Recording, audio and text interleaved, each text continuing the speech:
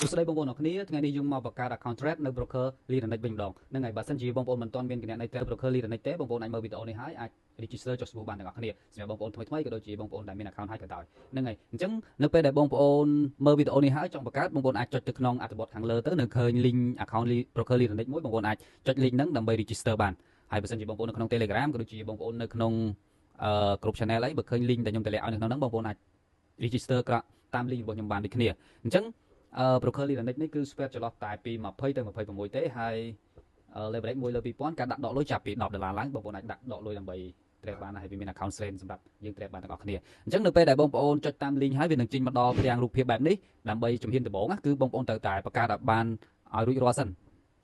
ចាំយើង verify អត្តសញ្ញាណប័ណ្ណក៏ដូចជា bank statement ហ្នឹងហើយអញ្ចឹងនៅពេលដែលវាចេញផ្ទាំងបែបនេះបងប្អូនអាចចុចពាក្យ align account size នេះបងប្អូនរើសយក individual ហ្នឹងទៅហើយ line country បងប្អូនអាចរើសយកពាក្យថាCambodia ហើយចំពោះ Gmail បងប្អូនអាចដាក់ Gmail បងប្អូនមកអានេះខ្ញុំសូមដាក់ Gmail ខ្ញុំអូខេអញ្ចឹងចំពោះ line request សំខាន់កន្លែង request OTP នេះសំខាន់បើសិនជាបងប្អូនមាន Gmail ដែលប្រើ Linux ហើយបងប្អូន refresh ទៅវាអត់ឲ្យទេអញ្ចឹងបងប្អូនត្រូវបង្កើត Gmail ថ្មីសម្រាប់យើង request បង្កើត account ណាអញ្ចឹងយើងកុំតន់ចុច request យើងបំពេញបែបបត់ឲ្យ option មកចាំយើង request អូខេកន្លែងលេខទូរស័ព្ទនេះបងប្អូនអាចយក Cambodia ដូចគ្នាហើយយើងដាក់លេខទូរស័ព្ទរបស់បងប្អូនទាំងអស់គ្នាទៅនេះខ្ញុំដាក់លេខខ្ញុំ58501តមក password បងប្អូនអាចដាក់ password របស់បងប្អូនទាំងអស់គ្នាបានអូខេអញ្ចឹងបងប្អូនអាចចុច tick កន្លែងនេះមករួចហើយបងប្អូនអាចចុចពាក្យថា request OTP អូខេនៅពេលដែលបងប្អូន request ហើយវានឹងផ្ញើលេខកូដ6ខ្ទង់ទៅកាន់ Gmail បងប្អូនយកលេខកូដហ្នឹងមកដាក់បានអូខេអញ្ចឹងខ្ញុំឃើញវាផ្ញើមកហើយខ្ញុំនឹងយកលេខកូដហ្នឹងមកដាក់អញ្ចឹងខ្ញុំបានដាក់លេខកូដ OTP ដែលក្រុមហ៊ុន Linux គេផ្ញើមក email របស់ខ្ញុំហើយនៅពេលដែលយើងដាក់ហើយអញ្ចឹងយើងអាចចុចពាក្យថា create account បានអូខេអញ្ចឹងឃើញថា account យើងគឺបានបង្កើតរួចរាល់ហើយសំខាន់ឲ្យបងប្អូនបង្កើតដល់កន្លែងនេះមកគឺមានន័យថាបងប្អូនបង្កើតរួចហើយអញ្ចឹងនៅពេលដែលវា sign out ជាអញ្ចឹងបងប្អូនអាច sign in ចូលវិញបងប្អូនអាច sign in ដោយប្រើ email ដែលបងប្អូនបង្កើតមិញណាហើយដាក់ password ដែលបងប្អូនបង្កើតមិញមកអូខេអញ្ចឹងចុចពាក្យថា sign in ឃើញអញ្ចឹងវានឹងចូល account របស់យើងហើយដល់កន្លែងនេះវាឲ្យយើងបំពេញអត្តសញ្ញាណប័ណ្ណ passport និងការគ្រីឡានបើសិនជាបងប្អូនមានអត្តសញ្ញាណប័ណ្ណបងប្អូនពេញអត្តសញ្ញាណប័ណ្ណទៅសម្រាប់ខ្ញុំគឺខ្ញុំពេញ passport ខ្ញុំចុចយកពាក្យថា passportអូខេរងចាំបន្តិចអូខេនៅពេលដែលវាចេញបែបនេះបងប្អូនអាច upload passport បានឬមួយក៏អត្តសញ្ញាណប័ណ្ណបានហ្នឹងហើយខ្ញុំនឹង upload passport របស់ខ្ញុំហើយខ្ញុំចុច next វាកំពុងតែ check quality រូបភាពដែលយើងថតមកតើវាច្បាស់ឬមួយក៏អត់ហ្នឹងហើយ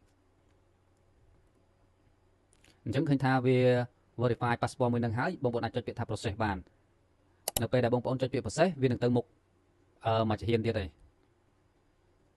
អញ្ចឹងយើងឈានចូលមកដល់ជំហានទី2គឺជំហានដែលយើងអាច upload bank statement វិញម្ដងហ្នឹងហើយអញ្ចឹងបងប្អូនតែងតែសួរថា bank statement គឺយកមកពីណា bank statement នេះគឺយើងយកមកពីក្នុង app ABA ឬមួយក៏ AC របស់យើងយើង select យក6ខែចុងក្រោយមកដើម្បីយើងយកមក upload អញ្ចឹងខ្ញុំនឹងប្រាប់ពីរបៀបទៅយកអូខេ